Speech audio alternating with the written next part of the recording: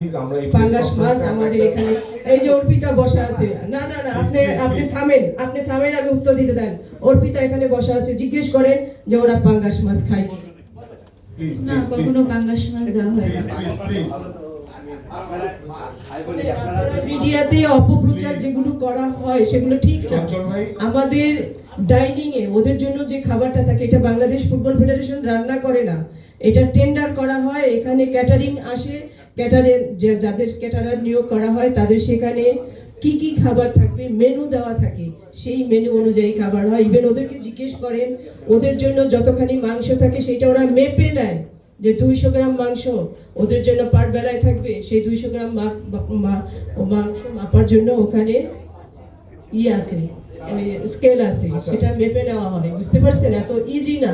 আপনারা বলে দেন পাঙ্গাস মাছ জিন্দেগিতে এখানে আসে না, আমাদের ক্যাটারিং এই থাকে না, পাঙ্গাস মাছ আসবে কোথা থেকে?